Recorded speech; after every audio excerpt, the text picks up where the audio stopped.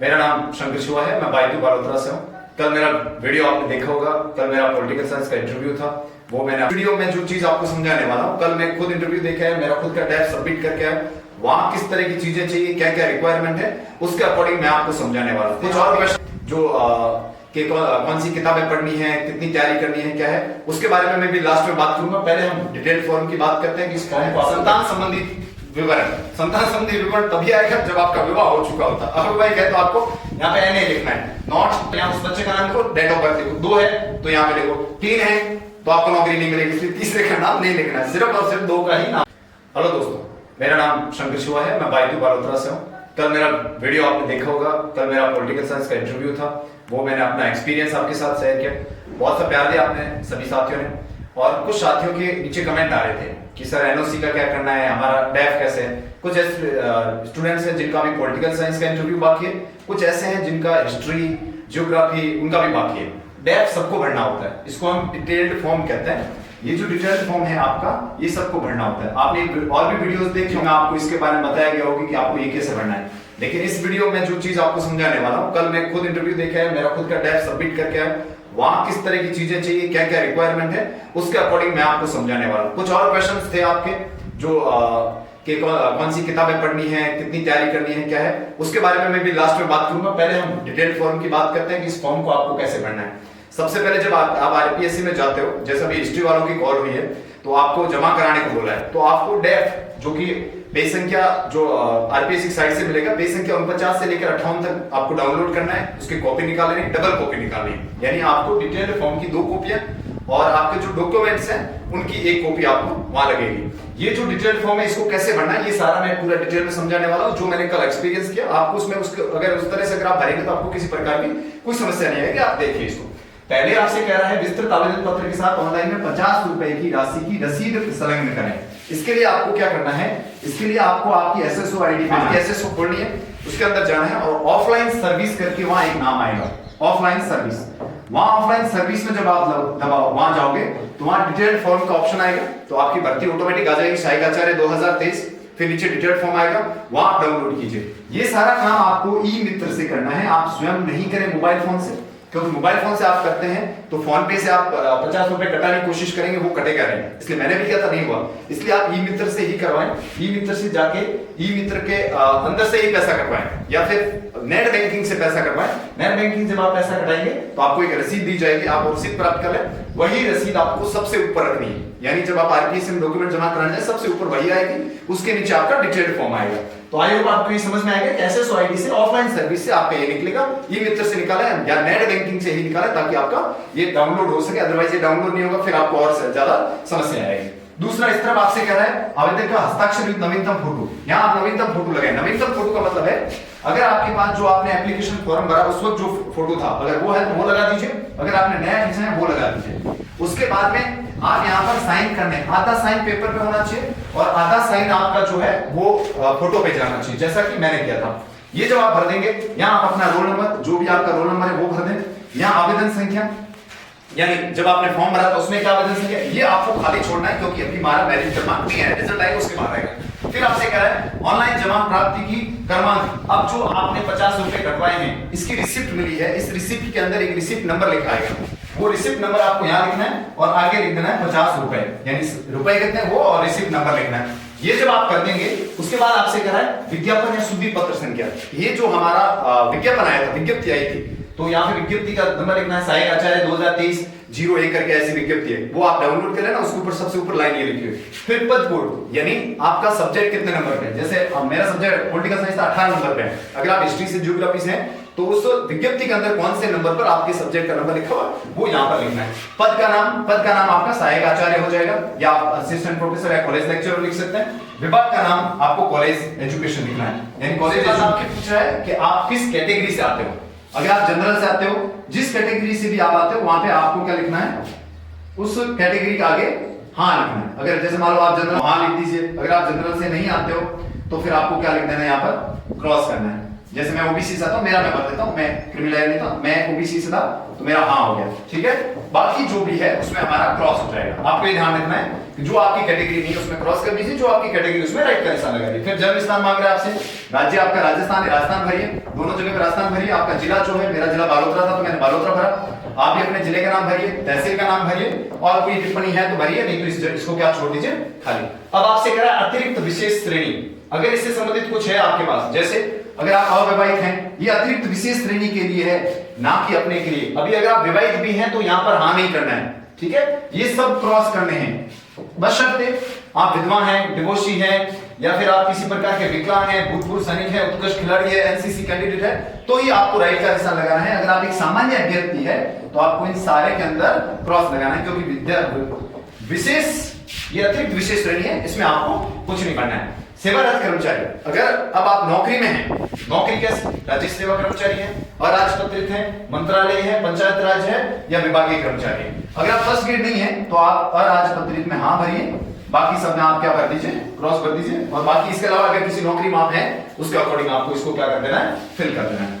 आगे बात करें अपन, अभी बोर्ड नया है, एक्सपीरियंस नया है, इसलिए थोड़ा सा हो रहा है, नाम रखें। अब देखिए आपसे कह रहा आवेदक का पूरा नाम श्री श्रीमती कुमारी, जो भी आपके आवेदक का नाम हो, ठीक है। उसके बाद ये हिंदी में लिखना है, अंग्रेजी में, अंग्रेजी में जब भी लिखे कैपिटल लेटर्स में लिखे, आपका नाम पूरे बड़े अक्षरों में आपको लिखना है। जैसे मेरा नाम शंकर लाल है तो ये मैंने पूरा लिखा है, पिताजी का नाम हिंदी में, फिर कैपिटल लेटर्स में, माताजी का नाम हिंदी में, फिर कैपिटल लेटर्स में। ये ध्यान रखें, 10th का जो आपका डॉक्यूमेंट है उसको देख करके भर दें। फिर आपकी जन्म तिथि क्या है और विज्ञप्ति के अनुसार निर्धारित आयु क्या है। ये आप जो एप्लीकेशन फॉर्म भरा था उसके अंदर आपकी ऑटोमेटिक लिखी आती है, आप कितने साल के हुए, आपकी उस ऑटोमेटिक कैलकुलेटेड होके आएगी। 21 साल से ज्यादा होनी चाहिए, जो कि फॉर्म भरे, अदरवाइज फॉर्म नहीं भरा गया तो जितनी वहां लिखी वर्ष, फिर महीना, फिर दिन लिख के लिखिए। फिर आपकी नागरिकता, आप वैसे इंडियन है हम सभी तो इंडियन लिख दीजिए। वैवाहिक स्थिति, अभी ये आपकी वैवाहिक स्थिति, वो ऊपर था वो विशेष श्रेणी की वैवाहिक स्थिति, ये आपकी वैवाहिक स्थिति है। अगर आप अवैवाहित हैं तो हाँ कीजिए, नहीं है तो क्रॉस कीजिए। मैं विवाहित हूं, मैंने हाँ किया। बाकी जगह विच्छेद, अगर आपने परित्यक्ता है, तलाक लिया है तो हाँ कीजिए, अदरवाइज क्रॉस कीजिए। विधवा है तो हाँ कीजिए।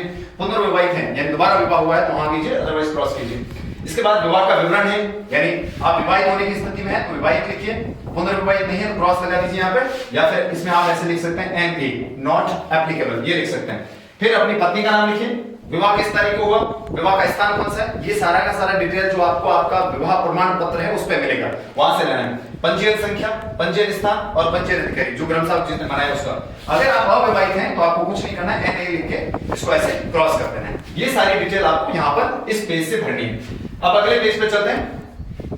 अगला पेज आपसे कह रहा है संतान संबंधी विवरण। संतान संबंधी विवरण तभी आएगा जब आपका विवाह हो चुका होता है। अविवाहित है तो आपको यहाँ पे NA लिखना है, नॉट एप्लीकेबल लिख देना सीधा।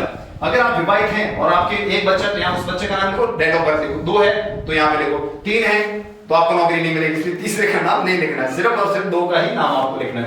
2002 से कितनी संतान है उसकी, 2002 के बाद आपकी कितनी संतान है और टोटल संतान की संख्या कितनी वो लिखिए। फिर आपका पत्र व्यवहार है, पत्र व्यवहार है, इसमें आपको क्या लिखना है, मोबाइल नंबर और ईमेल आईडी, ये आपके जो आपने एप्लीकेशन फॉर्म में यूज की वही भरनी है। और इसके अलावा स्थायी निवास, या आप अपना पूरा पता लिखिए।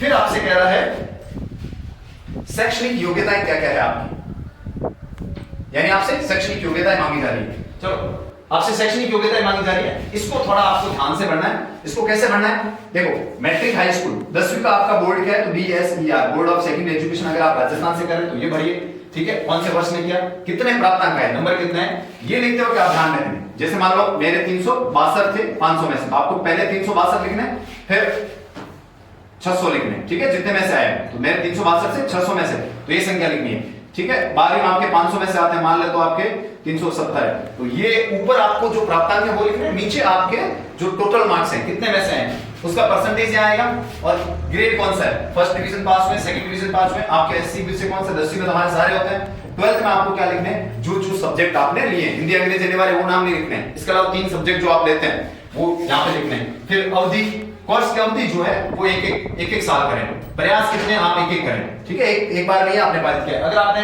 कोर्स आपका 2 साल 10वीं में से 10वीं बार एक बार में होती है, प्रयासों की संख्या आपकी 1-2 हो सकती है। फिर BA की इंफॉर्मेशन भरें, सेम तरीके से नंबर भरें, फिर आगे भरें, फिर MA की भरें, फिर BA अगर आपने कर रखी है और एप्लीकेशन फॉर्म में मेंशन किए तो भर दीजिए।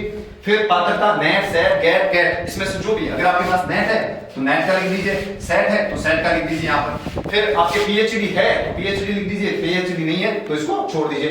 अन्य कोई डिप्लोमा आपने कर रखा है वो डिटेल आप यहाँ पर क्या कर सकते हैं, भर सकते हैं। तो ये आपकी किससे संबंधित डिटेल हो जाएगी, ये आपकी शैक्षणिक योग्यता है, इसको आपको अच्छे तरीके से भरना है। फिर आपसे ये कह रहा है कि आपको इंटर्नशिप लागू हो रही है या नहीं। इंटर्नशिप लागू होने का मतलब है आपने कहीं से इंटर्नशिप की है तो आप इंटर्नशिप भरिए, आपने इंटर्नशिप नहीं की है तो आपको क्या करना है, सिंपल तरीके से तो आपको क्या लिखना है, एनए लिखना है, यानी नॉट एप्लीकेबल। ये आपको यहां से काट लेना है। फिर आपसे पूछा है इंटर्नशिप कहां से की है, नहीं किया तो नॉट एप्लीकेबल।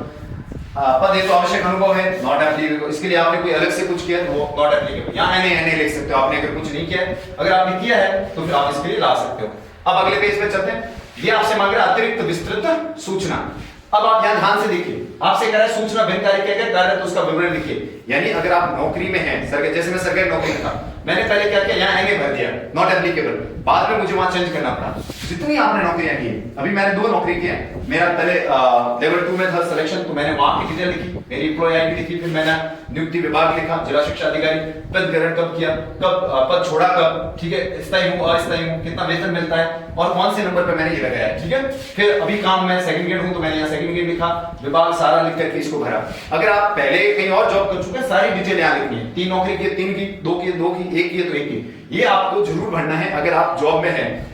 बशर्ते अगर आप जॉब में नहीं है तो आपको कुछ नहीं करना, इसको नॉट एप्लीकेबल कर देना है। अब अगर आप आयु सीमा में छूट चाहते हैं तो यहाँ लिखिए, आयु सीमा में छूट नहीं चाहते हैं, एनए लिखिए। अगर आपने कोई विशेष पुरस्कार जीता है तो लिखिए, नहीं जीता है तो आप इसको क्या कर दीजिए, सिंपल तरीके से नॉट एप्लीकेबल कर दीजिए।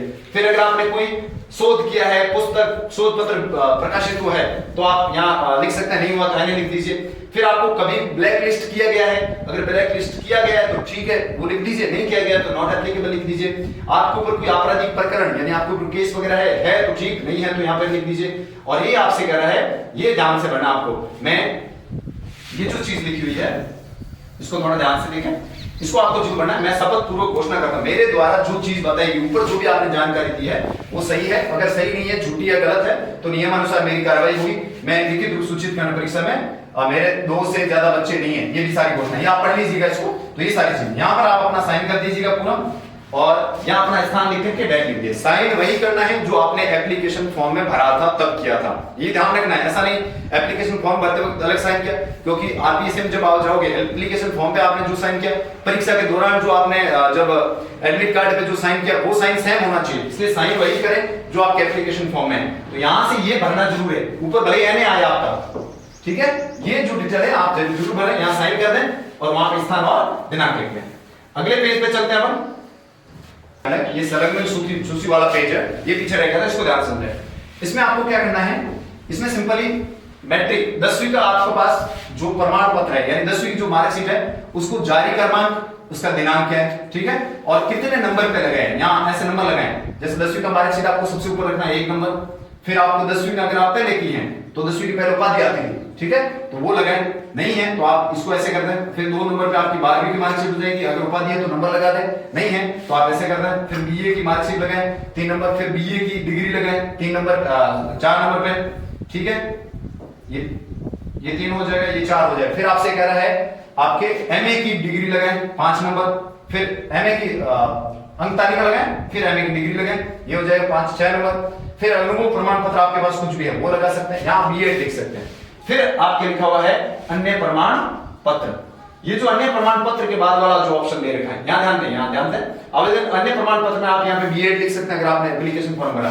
यहाँ आप क्या लिख सकते हैं, यहाँ आप नेट मेंशन कर सकते हैं, आप सेट मेंशन कर सकते हैं। आप क्या देख रहे हैं यहाँ पे, देखिए संख्या कम है, इसका नेट और सेट का आप यही क्रमांक संख्या एक साथ ही लिख दें और जिस नंबर पे आपके आ रहा है वो नंबर आप यहाँ पर लगा दें। फिर नेट सेट हो गया, फिर आपका ओबीसी सर्टिफिकेट लगा दीजिए, पीएचडी का रखा है तो पीएचडी भी लगा सकते हैं यहाँ पर। फिर आप मूल निवास प्रमाण पत्र लगा दीजिए, फिर विवाह प्रमाण पत्र लगा दीजिए, ठीक है। फिर आप अपना अगर चरित्र प्रमाण पत्र का ध्यान रखें, आपकी जो अंतिम कॉलेज है वही ले, ठीक है। फिर आपके पास अगर गवर्नमेंट जॉब में है तो सेवारत प्रमाण पत्र आता है वो ले लें, उसके बाद एनओसी लगा दें और सेवारत प्रमाण पत्र के साथ जो आपकी ज्वाइनिंग ऑर्डर है वो भी आप साथ लेके जाए, वो आपके क्या आएगा, काम आएगा। और सबसे लास्ट में आप आधार कार्ड की फोटोकॉपी लगा दें। ये क्रम रखें, डॉक्यूमेंट्स का क्रम मैं फिर से बता देता हूँ, यहाँ तो आपको ज्यादा समझ देता है। 10वीं 12वीं बीए की तीनों जो तीनों साल की आपकी अंक तालिका वो डिग्री, फिर एमए की 2 साल की मार्कशीट, फिर डिग्री, फिर उसके बाद में आपके पास अगर बीएड है तो उसका लगा दीजिए, नहीं है तो फिर नेट सेट पीएचडी संबंधित कुछ है वो, ठीक है। उसके बाद ओबीसी प्रमाण पत्र, फिर मूल निवास प्रमाण पत्र, विवाह अगर हो रखा है तो विवाह प्रमाण पत्र, अगर आप जॉब में हैं तो सेवारत प्रमाण पत्र, एनओसी जो कि आपको जेडी से लानी पड़ेगी या बीकानेर विद्यालय से, वो एनओसी लगा दीजिए, फिर आपका कोई और अनुभव वो लगा दीजिए, चरित्र प्रमाण पत्र, और लास्ट में आधार कार्ड लगा दीजिए। अगर आपने इतना सही लगा रखा है, अब आपको क्या करना है, ये जो यहाँ नंबर लगा रहे हैं अपन, भले वो 10 नंबर है, 12 नंबर है, 15 17 डॉक्यूमेंट्स होंगे, उन नंबर को आप अपने जो फॉर्म के पीछे जो आपने डेफ के पीछे जो आप फोटोकॉपी लगा रहे हैं उसके एक नंबर पे 1 2 3 4 ऐसे लगा दें, और जो डॉक्यूमेंट्स आप लगा रहे हैं उनको सेल्फ अटेस्टेड कर दें, नीचे अपने साइन कर दें। उसके बाद में आपको कोई प्रॉब्लम नहीं आएगी। जो सबसे लास्ट में आपसे कह रहा है कि आवेदन पत्र में यहाँ ये कार्यालय टिप्पणी करेगी, आपको नहीं करना है। यहाँ जो आपसे कह रहा है शिक्षा संबंधी प्रमाण पत्र, ये जो शिक्षा संबंधी प्रमाण पत्र है, इसमें अगर आपने शैक्षणिक योग्यता उत्तीर्ण नहीं की है, यानी आप समय पर एमए पूरी नहीं कर पाए, तो ये भरे, अदरवाइज ये लगभग 99% लोगों के नॉट एप्लीकेबल रहता है, क्योंकि इसको अपनी कोई जरूरत नहीं। इस तरह से इस चीज का ध्यान रखें। अब आपसे ये चेक लिस्ट है, ये आपको भरनी है, जैसे अभ्यर्थी करने वाली शैक्षिक योग्यता स्वता है या फिर नहीं, यानी अगर आपका सब कुछ ठीक है, यानी पूरी आपकी योग्यता पूरी है, सब कुछ है, तो आपको सरलता अनुरूप करना है, नहीं है तो आपको इसके ऊपर राइट करना है, यानी जो आपके पास योग्यता है उसके ऊपर। मेरी सरलता अनुरूप थी, मैंने इस पे कि आपकी है, तो ज्यादातर लोगों की यही होती है। अब अभ्यर्थी अंतिम तिथि को योग्यता प्राप्त कर चुका है नहीं कर चुका, अगर आपकी एमए या पहले नहीं हुई है, बाकी है तो यहाँ भरें, अगर पूरी हो चुकी है तो इसको नॉट एप्लीकेबल करें, एमए नहीं करें, ठीक है। आवधिक से अन्य सेक्शन उत्तीर्ण नहीं था तो क्या आवेदन की किसी में उससे परीक्षा सम्मिलित हुआ, तो आप याद रखें अंतिम वर्ष के पाठ्यक्रम में सम्मिलित था, इस पे ऊपर राइट का निशान लगाएं, ठीक है। परीक्षा की तिथि तक इसने उत्तीर्ण कर लिए, इसके ऊपर राइट का निशान लगाएं, ये आप पढ़ते जाएं और पढ़ने के साथ इसके ऊपर निशान लगाते जाएं। फिर आपसे पूछे क्या शैक्षणिक योग्यता तिथि तक उत्तीर्ण कर लिए, साक्षात्कार तक, तो उत्तीर्ण तक उत्तीर्ण है, ये कर लें। केवल चयन के अंक के आधार पर, तो ये जो लास्ट वाला ऑप्शन आपका आ रहा है, इस ऑप्शन में आपको एनए भरना है, यानी केवल साक्षात्कार के अंक के चयन की स्थिति में, ये वाला है, इसमें आपको एनए भरना है। फिर आपसे श्रेणी पूछ रहा है, यानी आपके पास ओबीसी के जो सर्टिफिकेट थे, अभ्यर्थी श्रेणी प्रवेश पत्र की अपनी श्रेणी में है या नहीं है, अगर आप उसी श्रेणी में है तो यस, इसको ऊपर राइट का निशान लगाएं। अभ्यर्थी आरक्षित श्रेणी में है, पहले से ही है, तो आवेदन की तिथि से पूर्व है, यानी आपका ओबीसी ईडब्ल्यूएस या भी जो आपका सर्टिफिकेट बना हुआ है वो आवेदन तिथि से पहले होना चाहिए। आवेदन तिथि का मतलब क्या है, आपका 26 जुलाई 2024 से पहले का वो होना जरूरी है, अदरवाइज आप वो योग्य नहीं होंगे। इस कारण जो ओबीसी वगैरह सर्टिफिकेट है, और ओबीसी वाले का ध्यान रखें 2023 तक का आपके पास में होना चाहिए, ये चीज आपको ध्यान रखें, जनवरी 2023 तक की। उसके बाद आपसे कह रहा है यदि अभ्यर्थी आरक्षित श्रेणी का है किंतु उसका जन्म राज्य से बाहर हुआ है, तो अगर आप राज्य से बाहर पैदा हुए तो हाँ करें, हम ज्यादातर बाहर नहीं पैदा हुए तो नहीं करते। फिर यदि परीक्षा में कोई अनुभव संबंधी योग्यता आपके पास है, अब ये जो लास्ट वाला आपको 3 ऑप्शन दिख रहे हैं, ये नॉर्मली इसमें आपको एनए ही पढ़ना है, क्योंकि हमारे पास नॉर्मली होती नहीं है, ठीक है। मेरे पास तो नहीं थी, अगर आपके पास ऐसी कोई चीज है अनुभव से संबंधित तो आप यहाँ हाँ कर सकते हैं, नहीं है तो ये अपनी यहाँ तक हो जाएगा। इसको थोड़ा ध्यान से पढ़ें, आपको समझ में नहीं है तो दोबारा देख लें इसको।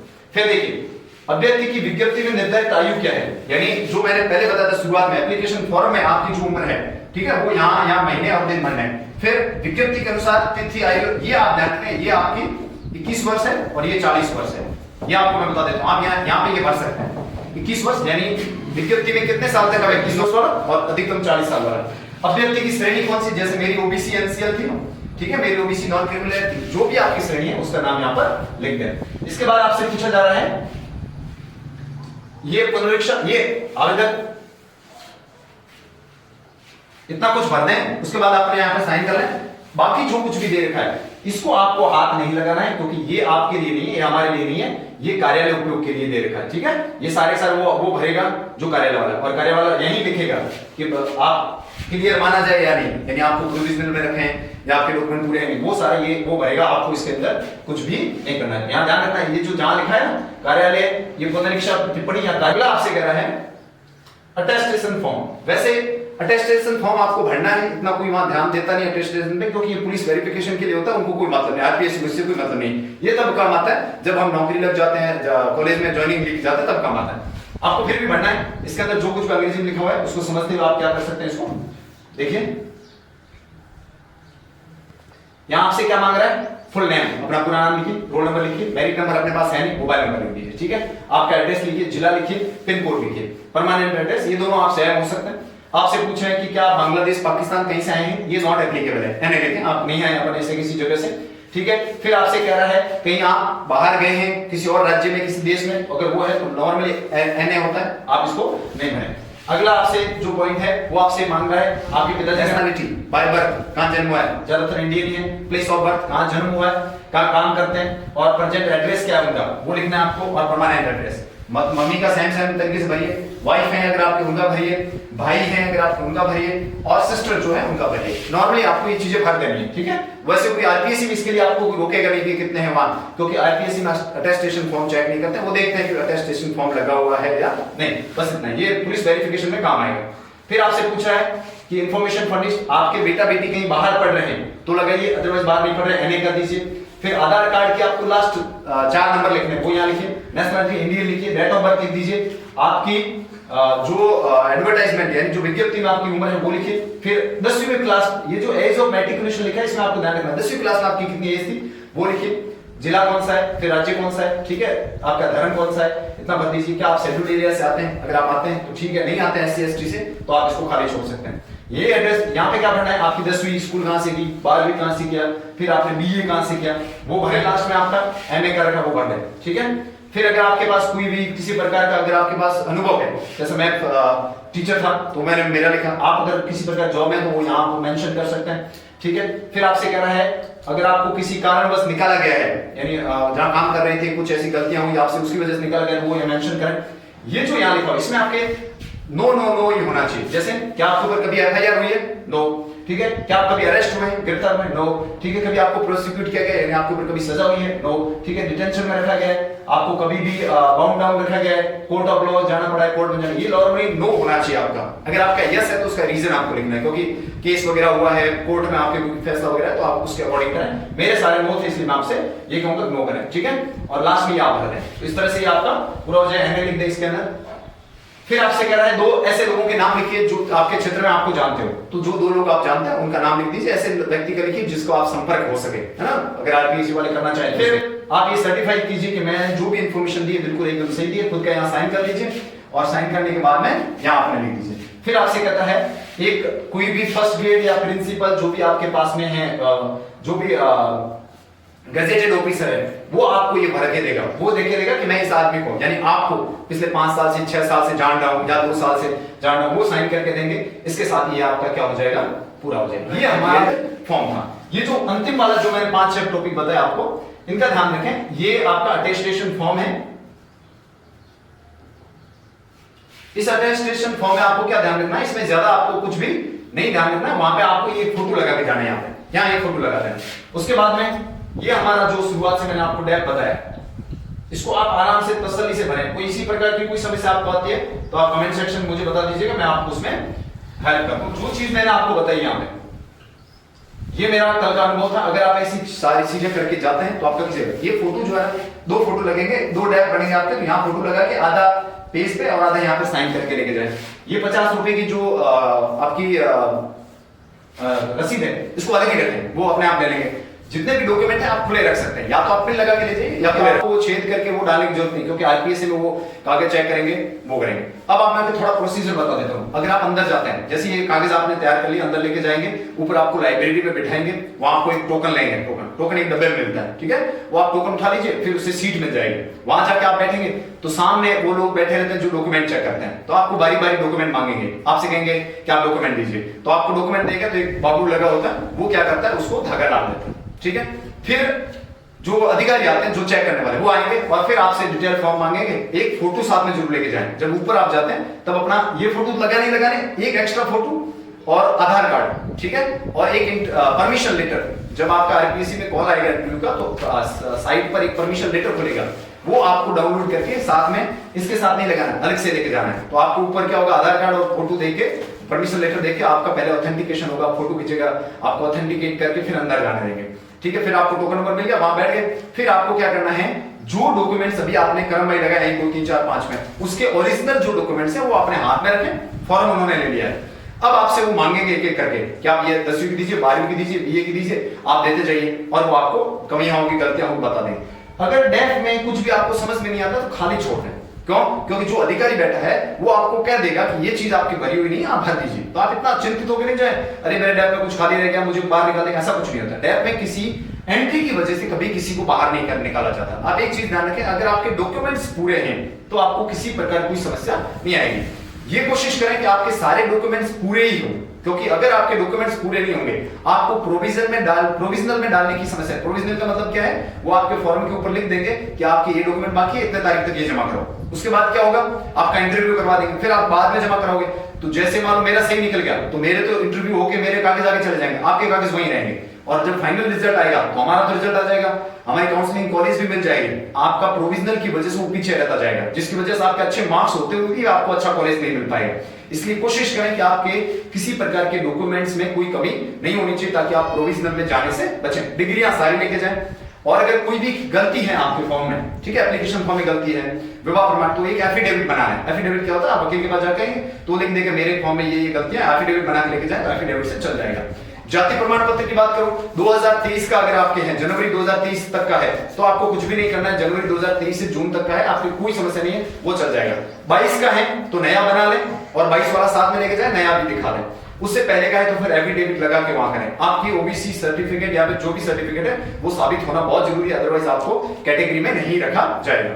और जहां तक कैरेक्टर सर्टिफिकेट की बात है, कैरेक्टर सर्टिफिकेट लास्ट आपकी कॉलेज का होना चाहिए। अब एनओसी का एक दो सवाल आए थे। एनओसी में ऐसा है, जब आप एनओसी अप्लाई करते हैं तो एनओसी अप्लाई करके आपके पीयू के पास जाएगा। अब एक साथी बोल रहे थे कि पीयू के पास अप्रूव नहीं हो रहा, उसका रीजन है, उसका रीजन क्या है कि जहां पे पीयू के आगे और लोगों की आपके अप्लाई कर रखा होगा, तो जो सबसे ऊपर है उसका पहले आप क्लियर करवाइए, उसका अप्रूव होगा, फिर 2 नंबर का अप्रूव होगा, फिर आपका अप्रूव होगा। आप सीधे अगर अपने वाले को अप्रूव करवाने की कोशिश करें वो नहीं होगा। फिर भी अगर आपके नहीं हो रहा है तो आप जेडी चाहिए, यानी जॉइंट डायरेक्टर जोधपुर में पड़ता है, जोधपुर जहां पड़ता है वहां जाइए, वहां उनसे ऑफिस में जाकर पूछे तो आपको बता देंगे कि आपका कैसे क्लियर होगा। और वहां से आप एनओसी लेके जाएं, एनओसी जरूर लेके जाएं ताकि आपका किसी प्रकार का बाहर नहीं करें। तो ये सारी चीजें पूछी थी। कुछ ऐसे क्वेश्चंस थे जो मेरे को पूछे गए थे, कमेंट्स में मैंने देखे थे, वो आपके मैं क्लियर कर देता हूं। जैसे फर्स्ट ग्रेड की प्रिपरेशन के लिए कौन सी बुक्स लानी है आपको मैं बता देता हूं। मैं अभी इसके ऊपर डिटेल वीडियो बनाऊंगा, बहुत सारे वीडियोस बनाए हुए हैं कौन सी किताबें चाहिए। जो मैं वीडियो लेके आना उससे पूरी तरह डिटेल में कौन सी बुक कैसे पढ़नी है,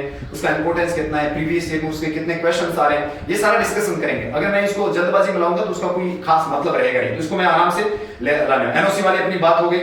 कुछ बोल रहे थे कि सर इंग्लिश अगर पूछते हैं, देखो आज भी मेरे कुछ बच्चों के पढ़ रहा था, मैं ग्रुप में थे हम, और मैंने भी कल देखा कि जो एक्सपर्ट आते हैं, एक मैडम होती है और दूसरे एक एक्सपर्ट या मैडम या सर होते हैं बीच में, और 2 एक्सपर्ट होते हैं। एक्सपर्ट बाहर से लाए जा रहे हैं, साउथ से या फिर वहां से आ रहे हैं, तो वो इंग्लिश बोलते हैं। अगर आपको थोड़ी बहुत इंग्लिश आती है तो वहां आपका फायदा होता है। नहीं आती तो आप घबराए नहीं कि अंग्रेजी आती नहीं फोर्सफुली बोलनी, ऐसा कुछ नहीं है। इंटरव्यू का कैसा रहेगा उसके ऊपर मैं एक और डिटेल वीडियो बनाऊंगा, वो मैं कल बनाया था, वो थोड़ा जल्दबाजी में था। एक अच्छे से कौन कौन से क्वेश्चन कैसे हैंडल करने उसके बारे में अपन क्या करने वाले, बातचीत करने वाले। एक सेकंड ग्रेड का पूछ रहे हैं, सेकंड ग्रेड की तैयारी करो।